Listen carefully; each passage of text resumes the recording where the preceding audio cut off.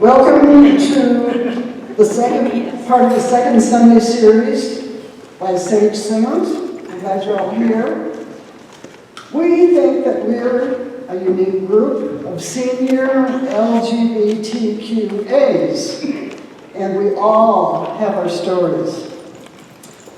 And today we're going to celebrate one of our own remarkable lives by one of our own singers, another one. Dr. Don Johnson, a retired psychologist.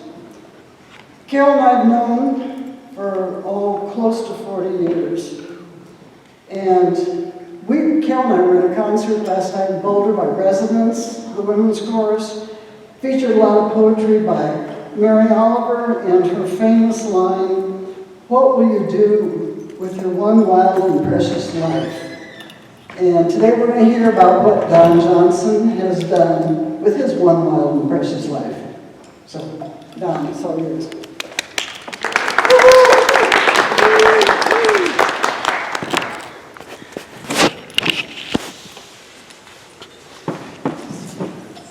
What immediately hit me was I've gone from being a Mormon missionary to being here with my family, you know. Yeah. And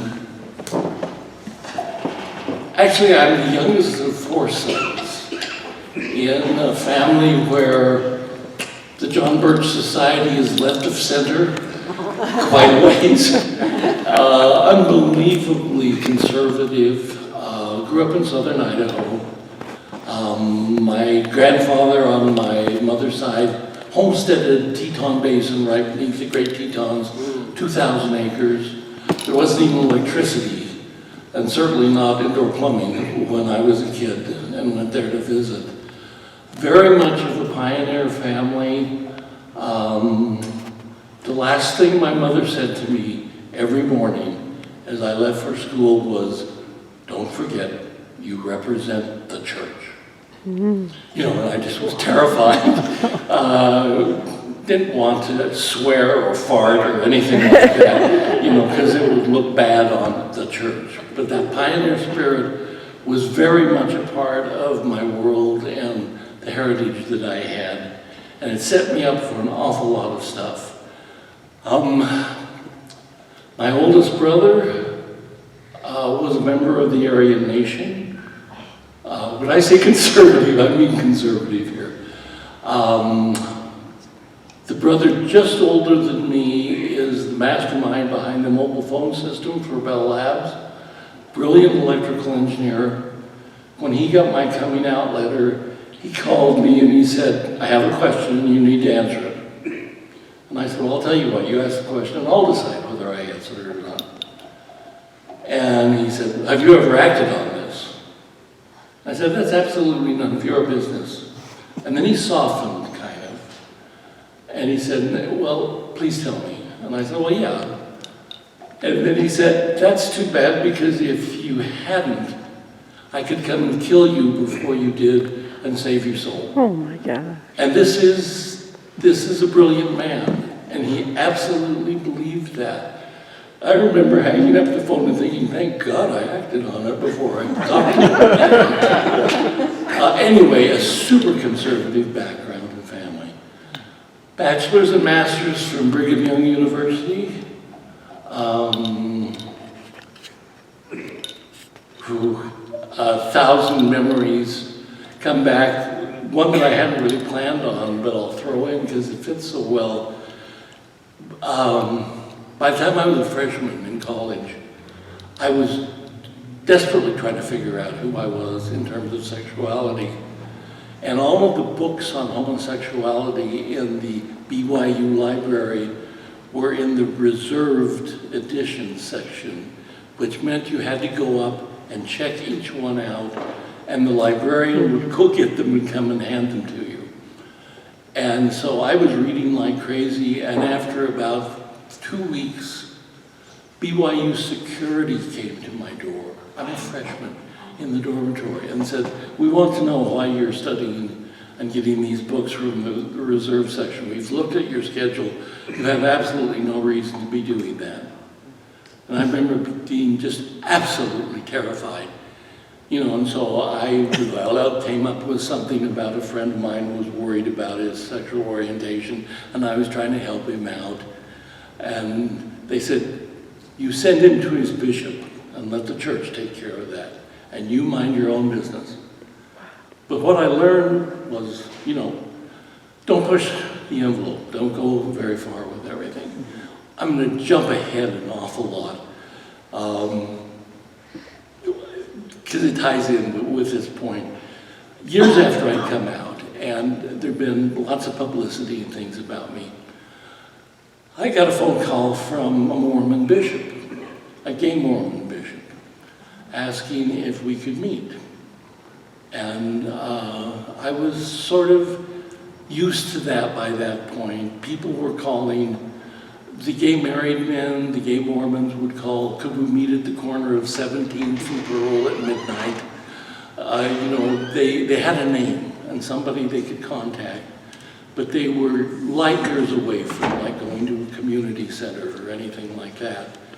And so once he and I got together, I was a little cocky about everything, and I said, so, how did you find out about me? What did you do? Go to gaymormon.com? Ha ha ha. And he said, yeah, pretty much.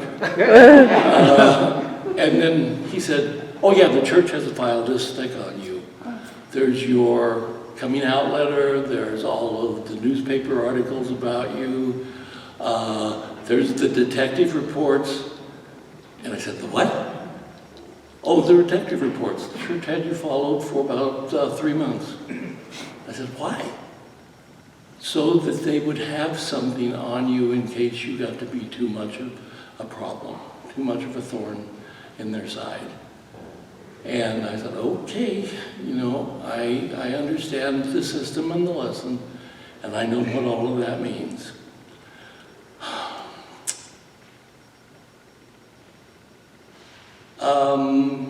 To say my family is conservative is beyond the pale. I remember vividly when I was a freshman at Brigham Young University and went to the first opening session for all of the new students, and the university president got up, and among other things in the welcome he said, if by any chance you are homosexual, you are not welcome here. Go to the bursar's office and we'll give you a full refund. If you don't do it by today, when we catch you, we will kick you out. We do not want you and your kind here. And you will get no refund at that point. So this is the liberal world I grew up in, pretty much. I found out much later that my family had talked about me probably being gay from the time I was about 11 or 12. And they had figured it out, and suddenly my father was bonding with me like crazy. We were going on trips together. He was a railroad engineer for Union Pacific, what they called a yard engineer. He'd shift things, break the trains apart, and put the new ones back together. He wasn't out on the long trips on the road. And suddenly we were going on trips together, and there was all this bonding stuff going on, and I didn't understand. Then I realized that, they were simply victims of the Freudian view of what was going on for a child at that particular period of life, and they were trying to fix me in some way. Apparently when I actually got married or told my family I was engaged, my mother said to one of my older brothers, how do you tell somebody they shouldn't get married? So at some level she knew and she understood, but it was also the era where it was her fault if there was a son who was gay, and so there was just sort of nothing that she could do with it or be able to put together. So anyway, Brigham Young University, 1 year off to a mission for the Mormon Church for 2.5 years in French-speaking countries, France, Belgium, and Switzerland.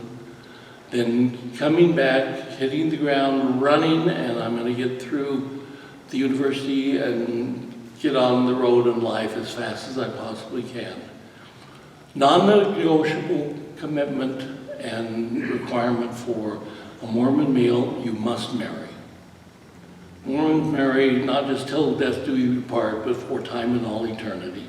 That's what the Mormon temples are about. That's where you go to make that happen. My high school girlfriend had gotten married while I was in France, Belgium, and Switzerland, so she was no longer available. And I set out to fill the task of finding a wife and getting married. My ex-wife is a wonderful person, and we fit really, really well. An aside on the asides here now. The first time that she and my husband got together, they were in the living room visiting and chatting and talking, and I was in the kitchen fixing stuff, and about 10 minutes into the whole thing, I thought, oh shit, I married the same person twice. And later I asked my kids, have you noticed how much Eric and your mother are alike? And to a person they said, duh, you know, which I very awkwardly once tried to explain to my wife was really a compliment to her. She didn't quite see it that way.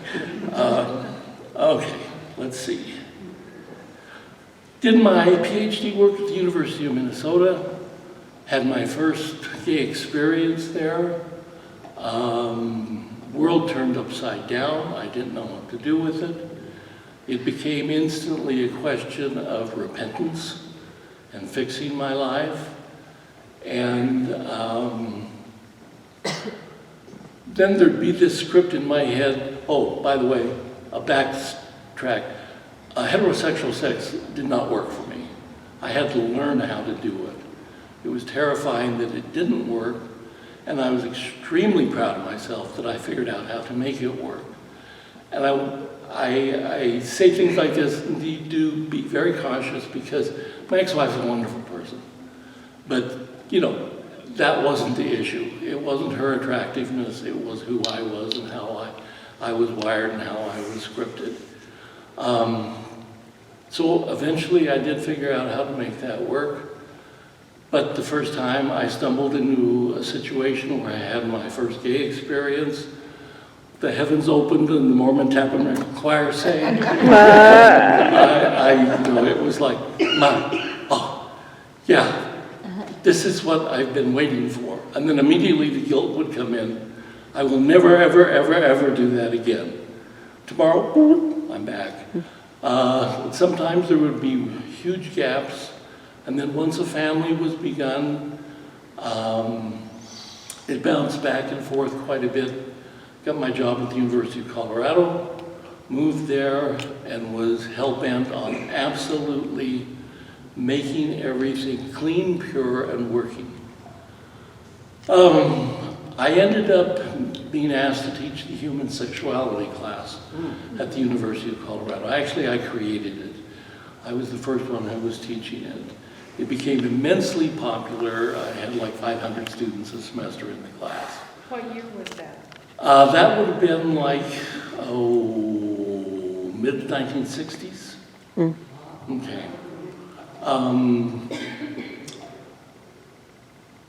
There was one student, Anthony, who came in during office hours and told me immediately he was gay, and kept dropping these hints that he had figured out that I was gay. And given where I was, I'm trying to stay in the church, I'm trying to hide everything, you know, that was absolutely terrifying. That I was that visible, that, you know, people could know immediately what it was about. One day, I should throw in a piece that I am neither proud nor ashamed of. I, over the years, occasionally did tricking, where, you know, I'd have anonymous sexual encounters with men. Feel terribly guilty about it, vow never to do it again, be back a week later doing it again, and being sure I would figure out some way to make things work. One of the elements of that was I was a psychotherapist, studied every theory that ever came out about homosexual development. I had a new theory every semester that I taught in my human sexuality class about it, and was sure that eventually I would figure out what this whole thing was about. But then the theory never They always fell apart, and I don't have a new one. So anyway, Anthony had been a student of mine, came in, let me know that he knew I was gay. I kept avoiding a conversation about it with him in any way. And finally, one day, during my office hours, he was sitting there and he said, "Why are you doing this? You know that I know." And I can remember the blood draining out of my head and my hands tightening on the arms of the chair. And it was like, my secret is going to be out, my life is going to be destroyed, etc., etc., etc. He took a long sigh. He walked over to me at my chair, picked me up, put his hands under my arms, lifted me up, and kissed me. And I'd never kissed a man before. It had never been intimate. It had been physical. And that was it. And he looked up and he said, "You and I are going to have an affair. I'm going to take care of you, and it's going to be okay." Wow. And I just nodded my head. And then, as corny as it sounds, junior high, I fell head over heels in love, probably for the first time in my life. I mean, I would wait for him outside his classroom door. I would buy him, it was wonderful, it was terrible at the same time. This was the early 1970s, counterculture, free love, everything wide open, exploding in terms of sexuality. After about 3 weeks, he said, "Well, that was fun, goodbye." And I had fallen in love, you know. And what do you mean goodbye? Well, I'm in a relationship. "Well, you can't do that to me." He said, "You're in a relationship too, and you're doing it to me." And I said, and upside down. And I remember a couple of nights later after work, wandering over in Boulder to the apartment building where he lived, sitting in the hallway outside his door, listening to him and his partner, just living, you know, joking, talking about the day and what it was like. And I remember thinking, this is what I want. You know, I want to live with a man, I want to be with a man, and it's too late. And then I started putting the suicide plans together. And it had to look like an accident, so there would be insurance money for the family, blah, blah, blah, blah, blah. I had a place up on Flagstaff Mountain where I was going to drive the car off the cliff. Had it set up so it made sense for me to have been up there. I tried 3 times. Every time I'd come to the corner, I'd think, forgive me, but this isn't the right way to put it. I'm just going to fuck this up and I'll be a gay quadriplegic for the rest of my life. And that night I went home, crawled into bed, and my wife actually said, "I know that something awful is going on for you. Please share, please talk about it." And I said, "Okay, it's time." And I turned and she saw the look on my face and said, "No, I've changed my mind. Don't. I don't ever want to know, whatever it is. Please don't tell me." And it took many, many years till finally we were able to put the pieces together. If you're aware of an academic program called Semester at Sea, it was called World Campus Afloat at one point. I taught on that twice. A fantastic experience. Went around the world for an academic semester. My family went with me. We, Northern Hemisphere, Southern Hemisphere.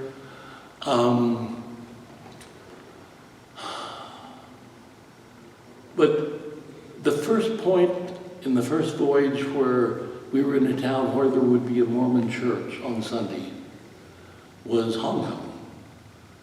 And so we went to church. And just right about 4 days before that, I had been on duty checking the students in and off of the ship so we'd know who was where. And a work study student had been assigned to me. I didn't realize at the time that he'd requested to be assigned to me. Beautiful 19-year-old California, tall, 6'4" blonde. Let me know almost immediately that he was gay. And we started sort of to dance throughout the evening, the gay men at least will recognize here, of what's possible, what isn't possible here. And just as our shift ended, he said, "You have an office, don't you?" Privacy on a ship is almost non-existent. And I said, "Yeah, I've got an office." He said, "You want to show me?" Okay.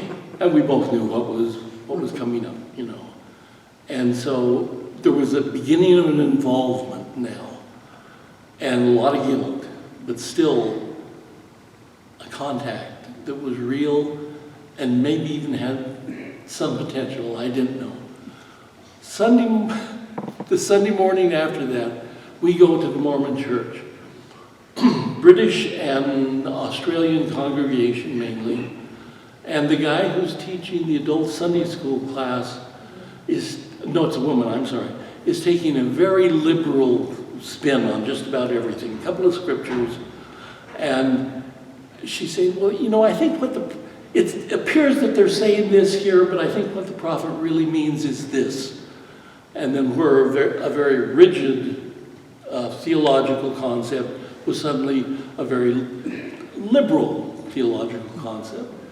And without even thinking about it, I raised my hand and said, "Wait a minute. What's said here in the scripture is black and white, as clear as can be. Why don't we call a spade and say, I don't believe that, rather than trying to pretend it says something that it doesn't say. I don't think you believe it. I know I don't believe it." Absolute quiet in the Sunday school class. I turn and look at my wife who's sitting beside me. Her mouth is open, and I realize I've left the system. I'm on my way out, and I've turned a corner, you know, and it was, oh my God, it's wrapping up, it's over. And I knew that life had changed from that moment on.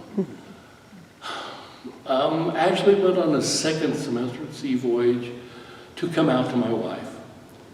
And it's in a way kind of crappy to have done that because it trapped her.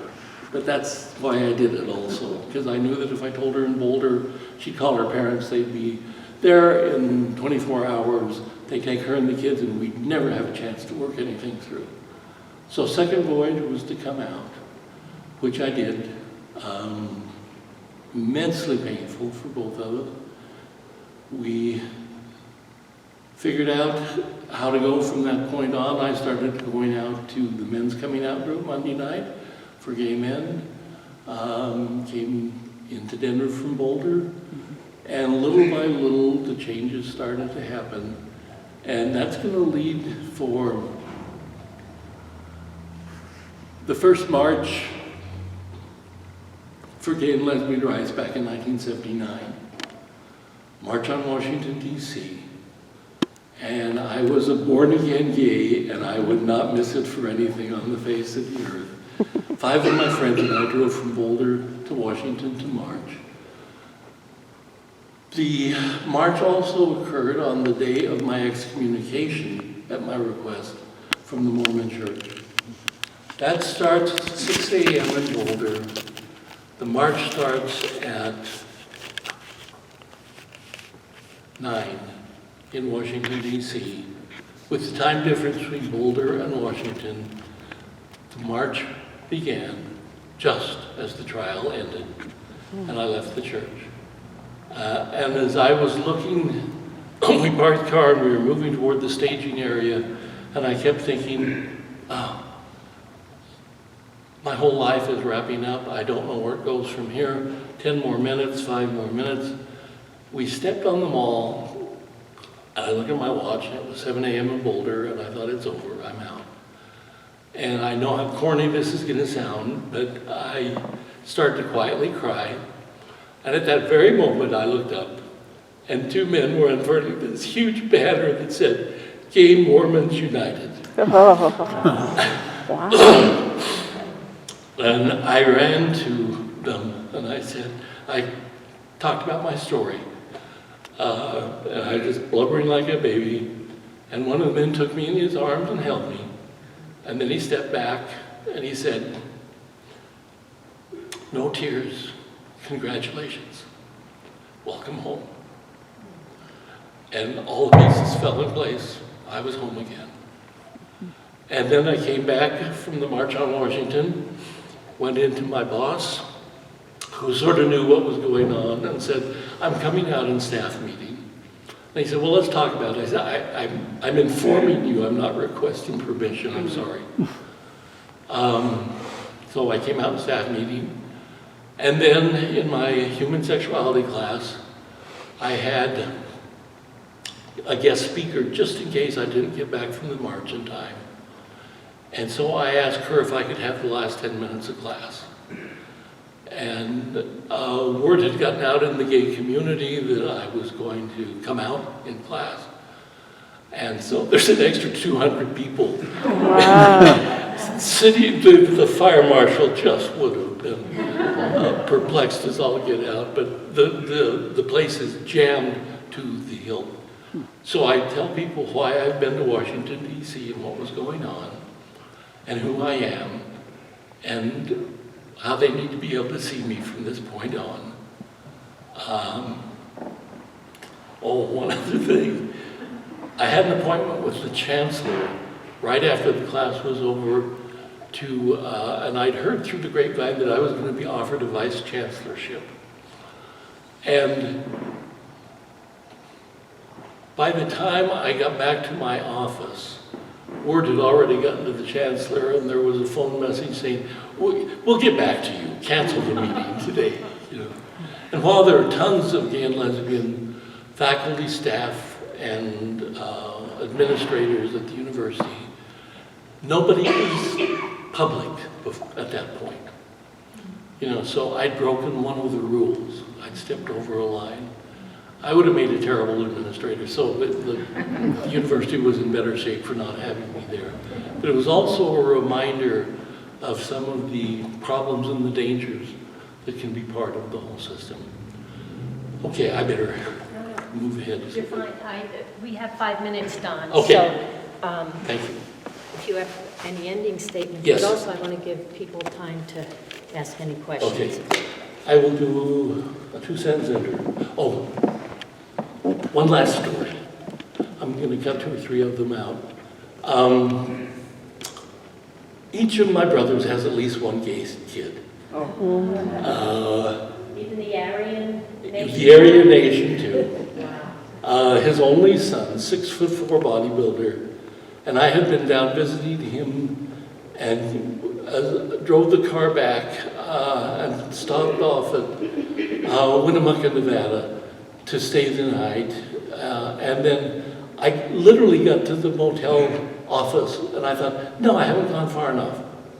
And so I got back in the car and I drove to St. George, Utah, where the first Mormon temple in the West was finished. They called it, St. George was a Dixie, and they grew cotton down there and all kinds of crops. But it had great emotional and kind of historical meaning to me. So I go to the Bureau of Information for the temple, and one of the sweet old guides is trying to proselytize me. And I say, look, I'm a gay ex-Mormon, okay? And he said, well, I'm very happy too. And I said, no, you don't understand, I'm a homosexual. Oh! And he disappears. So on the way in, I had noticed this girl sitting on the steps, teenage, like maybe 20, just sitting there. And I went out and I stood at the bottom of the steps. She got up and she came down toward me. And she said, I have this overwhelming urge that I'm supposed to talk to you. And I did my caution, protection sort of a thing. And I said, no, I don't think you want to talk to me. I'm a gay ex-Mormon. Her head went to her heart and then to her breathing, and she said, Actually, I think you're supposed to talk to me. My brother just came out to the family. We are totally lost. We don't know what to do. So I got her in touch with PFLAG, you know, and told her how much her brother needed her to be there for him and to help through this time and this problem and this difficulty with the whole thing. I don't think I have ever given a public talk or something, but what the calls don't come afterwards, saying, would you meet me at midnight? You know, could we talk about this? Because finally they have a name and they're not ready yet for the community center or something like this, you know. So, I suppose if somebody asked me, I'd say I'm an agnostic now. But every once in a while, something like the St. George Temple thing will happen. And I think, maybe not, you know, we'll check this out. We'll stick with it and see a little bit here. It has been a fantastic trip. I couldn't be happier to be who and where I am. And you are my family now. So, thank you.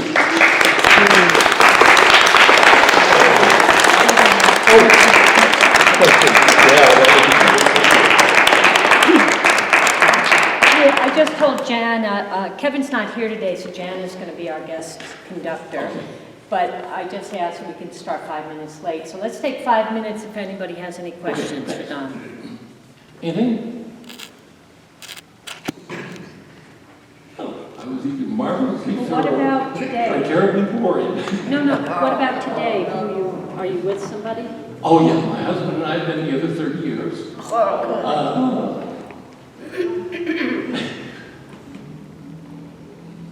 Did I tell you about him and my ex-wife? Oh, yeah. Yeah. You know, and he's Japanese American and very kind of formal. The kids adore him. Life is wonderful, actually, right now. Okay. Buffy has her hand up in the tent. Yeah. Thank you.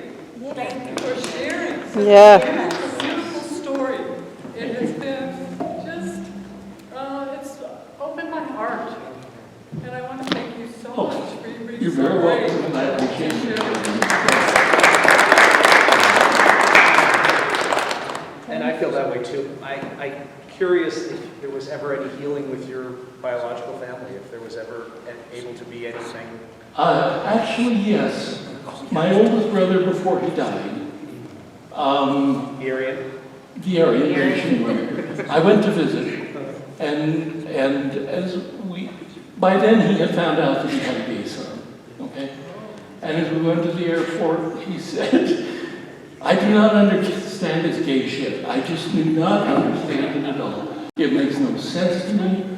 And I thought, shut up, it is not time for homosexuality 101 here. You know, the man is dying, he doesn't have much time. Just listen and say, I appreciate that it's very difficult, blah, blah, blah, blah, blah. You know, but we made peace. And it was a beautiful peacemaking, actually.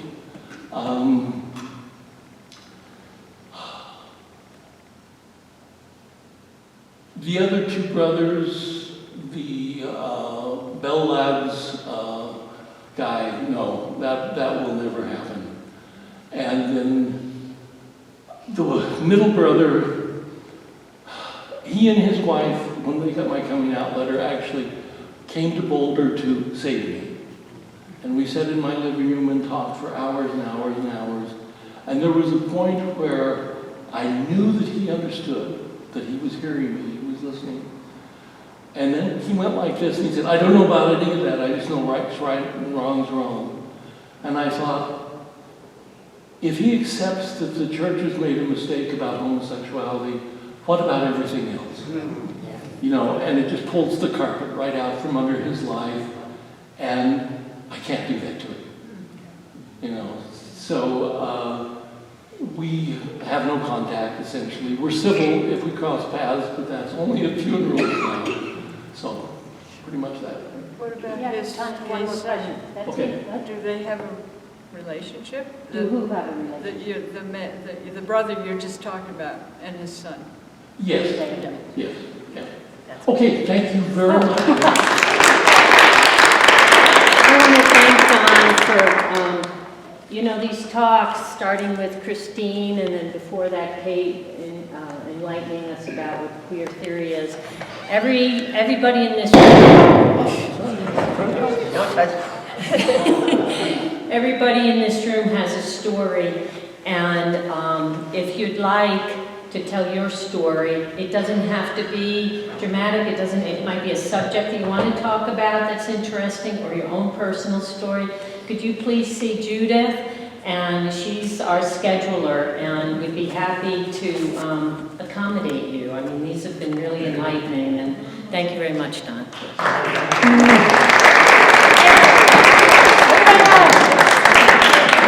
Give a standing ovation.